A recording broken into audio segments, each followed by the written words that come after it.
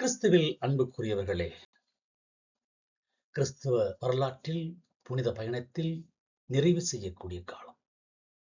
புனித வாரத்தின் உச்சக்கட்ட நாளாகிய புனித வியாழன் மாலை திருப்பலியிலே இறைவனோடு இணைந்து இறை அருளை பெற விசுவாசத்தின் 3 உன்னதமான ரகசியங்களை நினைவு கூர்ந்து அந்த ரகசியத்தின் தன்மைகளை நிலைத்திருக்க நற்கருணை, யூக்கரிஸ்ட், நிறுவப்படுதல், குருத்துவ திருஅருள் சாதனம், நிறுவப்படுதல் மற்றும் அன்பின் பணியின் கட்டளை, இந்த கமாண்ட்மெண்ட் ஆஃப் லவ், இவைகளை இந்த நாளிலே நாம் தியானிக்க இருக்கிறோம். நற்கருணை, குருத்துவம், அன்பின் கட்டளை என்று 3 பில்லர்ஸ் என்று சொல்வார்கள். 3 தூண்கள்.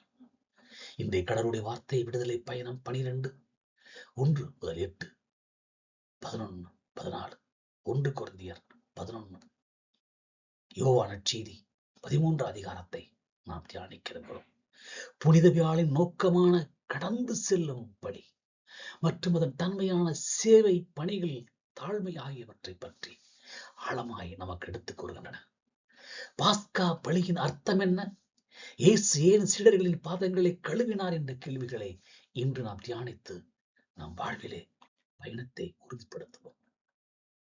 இந்த புனித வியாழனுடைய நோக்கம் கிறிஸ்துவில் கடந்து செல்லும் பலி, பழைய பலியை முடிந்து புதிய உடன்படிக்கையை ஏற்படுத்துதல்.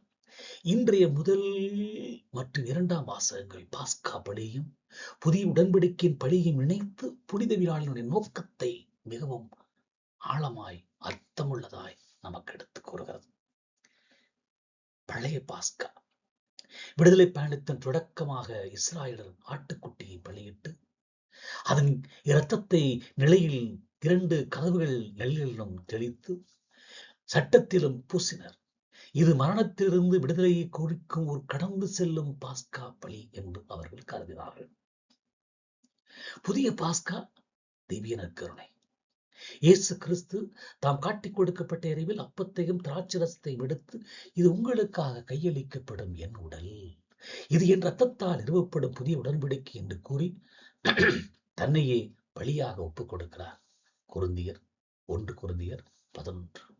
ஆக விடுதலை பயணம் 12 அதிகாரம் பழைய பாஸ்காவை பற்றியும் 1 கொரிந்தியர் 11 அதிகாரம் புதிய பாஸ்காவை பற்றியும் நற்கருணை பற்றியும் மிக அருமையாய் நமக்கு எடுத்துக் கூறுகிறது.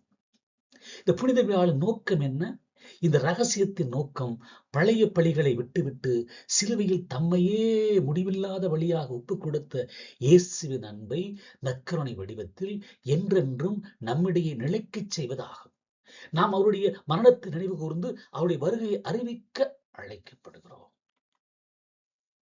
இதுதான் கிறிஸ்துவின் தன்மை என்ன? அன்பு பணியின் தாழ்மை. ஆண்டவரே தாழ்ந்து அடிமை போல சேவை செய்தார். ஆண்டவரே தன்னை தாழ்த்தி கொண்டு அடிமை போல சேவை செய்கிறார். இயேசு கிறிஸ்து தம் சீடர்களோடு இரவு உணவை முடித்தபின் தம்மிடமிருந்து மிக தாழ்மையான பணியை செய்கிறார். இதுவே புனித வியாழை மிக முக்கியமான தன்மை. தாழ்மையின் செயலை பார்க்கிறோம். ஆண்டவரும் போதகருமான இயேசு தம் மேலுடைய களைத்து விட்டு இடுப்பில் துண்டை கட்டிக்கொண்டு ஒரு சீடரின் பாதங்களை கழுவுகிறார். விருந்தின் போது அடிமைகள் மட்டுமே செய்யக்கூடிய இந்த கீழ்த்தரமான பணியை இயேசு செய்வதன் வழியாக அவர் தன்னை தாழ்த்தி கொள்கிறார்.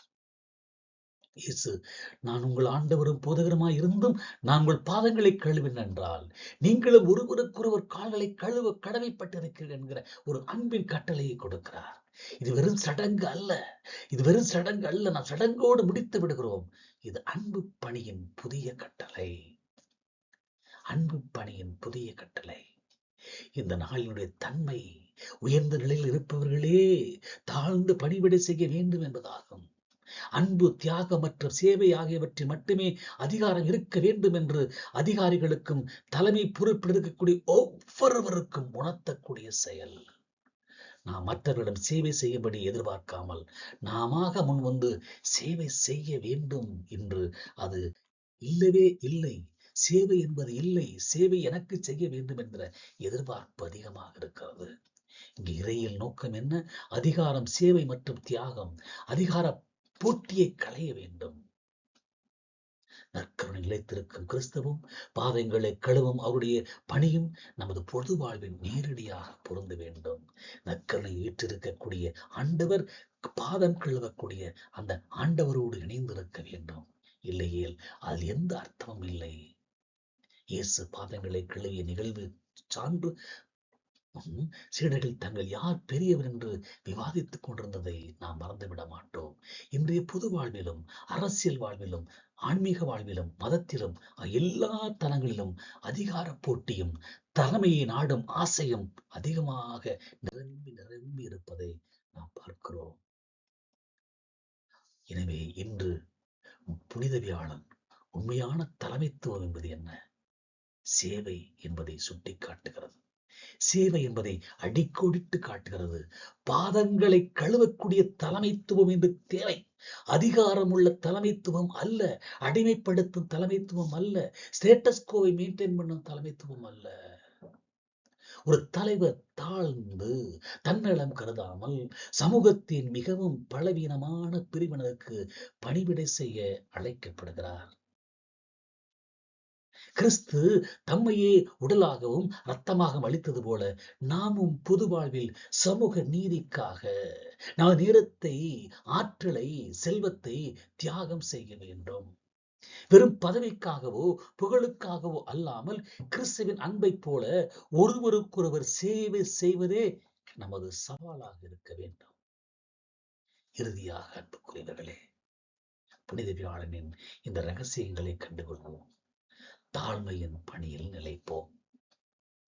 திருநற்கருணையின் வழியாக நாம் மரணத்திலிருந்து விடுவித்த இயேசுவின் பழியை உறுதியாக நம்பி அவருடைய வருகையை அறிக்கையிடுவோம்.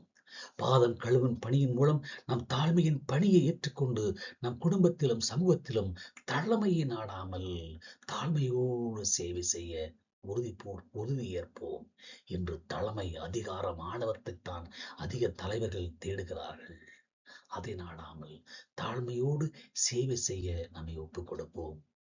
நாம் அன்பில் நிலைத்திருக்கும் போது அவர் தந்தையை போன்று தாழ்மையாக நாம் அனைவருக்கும் வழிகாட்டியாக திகழ முடியும். தந்தை இரக்கமுள்ளவராய் இருப்பது போல நாமும் இரக்கமுள்ளவராய் இருப்போமா? ஏனெனில் ஆண்டவர் இயேசு அந்த இரக்கத்தின் வழியை நமக்கு கொடுத்திருக்கிறார். அந்த வழியிலே வாழ்வோம். இதோ அந்த ஆண்டவருடைய உயிர்ப்பை நோக்கி, நாளை அவருடைய மரணத்தில் இணைந்து உயிர்ப்பை நோக்கி நம்மை ஒப்புக் கொடுப்போம்.